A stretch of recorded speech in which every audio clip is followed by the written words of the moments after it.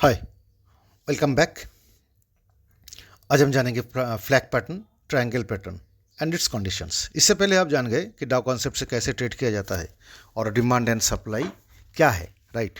सो आज जानेंगे price pattern का कैरेक्टरिस्टिक्स, जानेंगे flag and triangle pattern. Price इधर नीचे देखते हैं, प्राइस जो है 101 से स्टार्ट हुआ है, उसके बाद पहुंच गए सीधे 107, देन केम बैक टू 102, 102 के बाद फिर से अप हो गया, अगेन 107 पहुंचा है, राइट। सो इससे और एक ग्राफ देख रहा हूँ जिसमें भी सेम 101 से शुरू हुआ है, फिर 107 तक गया है, फिर नीचे आगे 102 and again came back to 107। So दोनों का जो है प्राइस मूवमेंट में डिफरेंस है। क्या डिफरेंस है ना, फर्स्ट ग्राफ में देखना, ये प्राइस जो है 45 डिग्री से मूव किया है और सेकंड में 90 डिग्री एंगल बनाकर मूव किया है। ऑलमोस्ट 90 डिग्री होगा, एग्जैक्ट 90 डिग्री नहीं भी हो सकता, ऑलमोस्ट 90 डिग्री होगा। और इस दोनों में इतना डिफरेंस तो है ही, प्राइस कैसे मूव कर रहा है। सो दोनों का कैरेक्टरिस्टिक्स अलग होगा। पहले इसको नाम देता हूँ केस ए और एक को केस बी। सो केस ए में दिख रहा है कि प्राइस धीरे धीरे अप डायरेक्शन पर गया है और केस बी स्ट्रेट अप। तो दोनों को देखकर अपना कंक्लूजन क्या होगा कि केस बी में बायर्स बहुत एग्रेसिव है, केस बी में बहुत ही एग्रेसिवली बाई कर रहा है और सीधे एक पोल जैसा बना रहा है प्राइस स्केल को। और in case a buyers are buying very slowly, step by step price ऊपर जा रहा है। So you know that this is supply zone, जहां पर सेलर है, यानी टॉप एंड जो है सप्लाई जोन है कि जहां से प्राइस नीचे आ रहा है। और अब मैं केस बी की बात कर रहा हूँ, है ना। अब इस बार एक प्राइस जो एक छोटा सा रेंज के अंदर घूम रहा है, मतलब स्टिप पुल बना के ऊपर गया प्राइस, फिर एक छोटा सा रेंज पर घूम रहा है, अप डाउन हो रहा है, साइडवेज मार्केट जिसको बोला जाता है, क्योंकि ना ऊपर जा रहा है ना नीचे जा रहा है, तो साइडवेज मार्केट इसको कहा जाता है, रेंज बाउंड मार्केट कहा जाता है और कंसोलिडेटेड भी कहा जाता है। इनके सब कैसे प्राइस नीचे से ऊपर, ऊपर से फिर नीचे और फिर स्लोली अप हो रहा है और 45 डिग्री स्लोप बनाकर, मीन्स सेलर्स आर एक्टिव इनके सब केस है, यानी प्राइस फिर से नीचे जा सकता है, नीचे कभी भी आ सकता है, ऐसा प्रोबेबिलिटी है। और केस बी में 90 डिग्री बनाकर ऊपर गया है, फिर रेंज बाउंड हो गया, दैट मीन्स इधर एक टाइम करेक्शन है, means it is taking some time, उसके बाद उसका मूवमेंट क्या आएगा, है ना। और बायर्स लेकिन बहुत ही कॉन्फिडेंट है, जहाँ पे टाइम तो बना रहा है, टाइम करेक्शन हो भी रहा है, लेकिन बायर्स इसमें बहुत ही कॉन्फिडेंट है, प्राइस नीचे नहीं गया है। सो स्टिप पोल में और कुछ कंडीशंस होता है, तब जाके अपना फेवरेबल होगा। पहले देखते हैं स्टिप पोल बनेगा, then short term sideways movement होगा 4 to 7 days, short term sideways 4 to 7 candle अपने दिखेगा। डे चार्ट के हिसाब से हम कर रहे हैं, कैश मार्केट में कैसे करेंगे, अगर उसी हिसाब से हम जाएंगे तो 4 to 7 डेज होगा।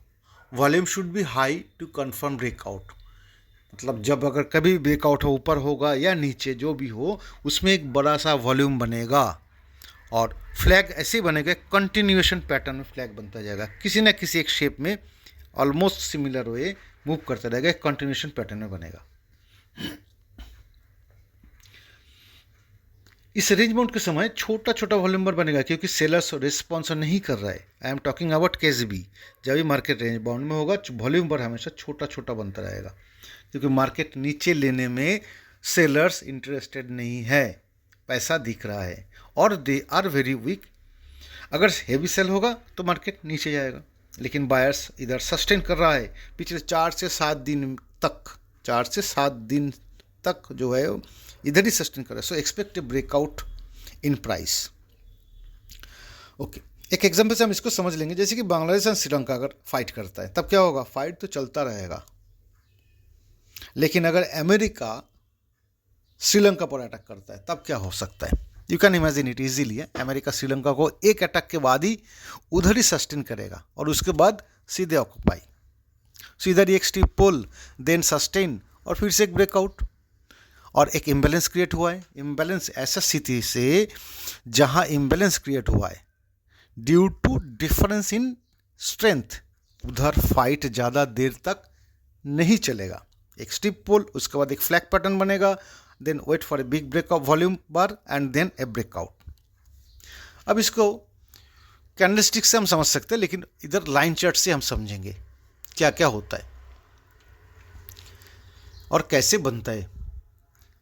देखते इधर एक बुलिश फ्लैग कैसे होगा, जैसे कि इधर देखते हैं इनके सब बुलिश फ्लैग फॉर्मेशन, प्राइस एक बार ऊपर गया फिर नीचे आ गए, और सेकंड टाइम एक स्टीप राइज होने के बाद, सेकंड टाइम जब एक स्टीप राइज होता है, स्टीप राइज होना जरूरी है 90 डिग्री टाइप पोल जैसे, फिर उसके बाद एक कंसोलिडेशन हो जाता है मार्केट का, और उसके बाद बायर ऊपर जाना चाहता है, क्योंकि उसमें होता कि बायर ऊपर जाना चाहता है और सेलर इधर इतना एक्टिव नहीं है, बस कुछ समय तक सेलर अपना स्ट्रेंथ दिखा रहा है जो कि insufficient to press down the market है ना। मार्केट उस उतनी स्ट्रेंथ में सेलर से मार्केट नीचे नहीं जा सकता।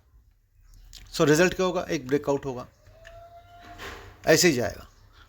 और इनके सब बेयरिश मार्केट सब एक ही होगा, प्राइस का स्टीप फॉल के बाद एक कंसोलिडेशन आएगा और 4 से 7 दिन तक, उसके बाद एक ब्रेकआउट होगा बेयरिश डायरेक्शन में, लेकिन साथ में एक बिग वॉल्यूम, बिग क्वांटिटी में ट्रेड होना चाहिए, तब तो नीचे जाएगा। और इस कंसोलिडेशन एरिया एक फ्लैग का शेप बनाता है, इस फ्लैग का वेरिएशन है। देखते हैं कैसा वेरिएशन होता है कंसोलिडेशन के बाद जो फ्लैग बनता है, और कौन सा अपना काम का है।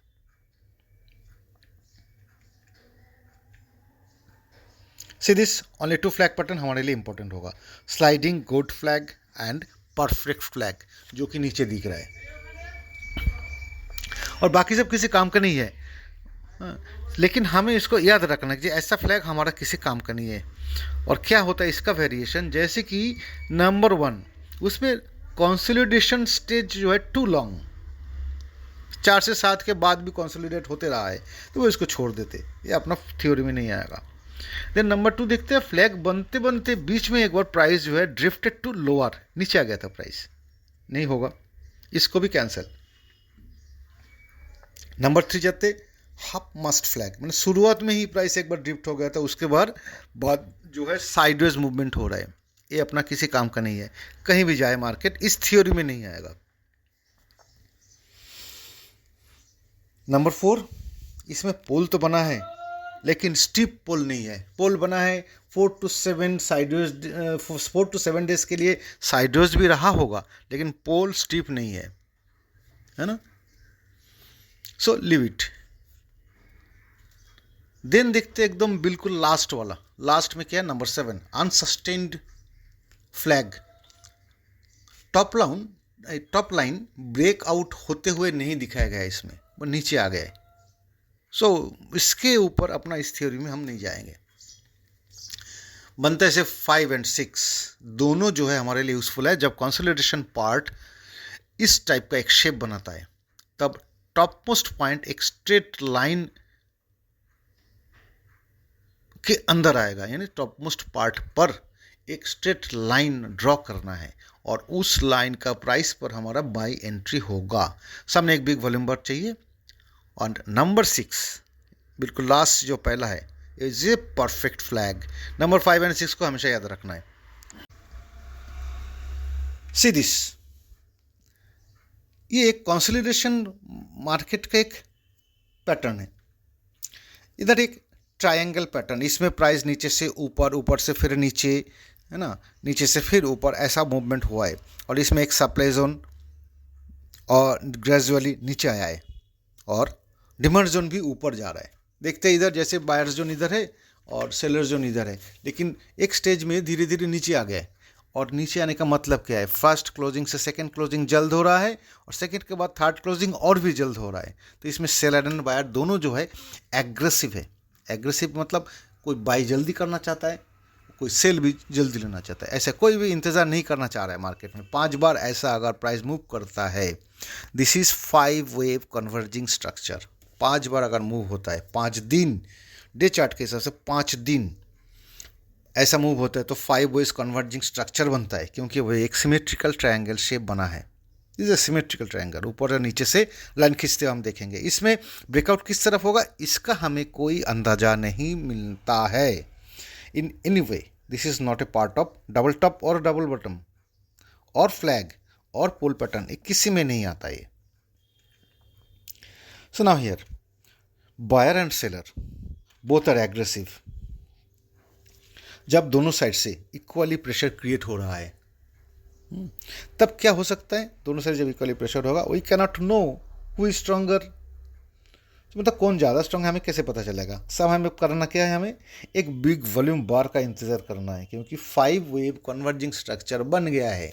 एक बिग वॉल्यूम बार जब बन जाएगा तब एक ब्रेकआउट एंट्री पॉइंट डिसाइड करना है साथ में। सो प्रीवियस हाई क्रॉस होते ही अपना हमारा उस प्राइस पर बाई एंट्री होगा, क्योंकि वॉल्यूम बार बन गया है, और नीचे का पॉइंट होगा SL। क्लियर, ये होगा अपना बाई एंट्री और नीचे होगा SL। देखते हैं, ये होगा स्टॉप लॉस। अब देखते हैं इसमें इनके सब सेल, सब कुछ कंडीशन सेम होगा, ओनली डायरेक्शन चेंज हो गया। जैसे कि वॉल्यूम बार बनने के बाद डायरेक्शन नीचे दिख रहा है, तब सेल का एंट्री होगा। इसमें एंट्री लाइन ऊपर दिख रहा है, देखते हैं ऊपर एंट्री होगा, मतलब करेक्ट एंट्री होगा प्रीवियस लो पर SL, I mean correct entry होगा प्रीवियस लो पर, और SL होगा जहां से प्राइस टर्न हुआ है।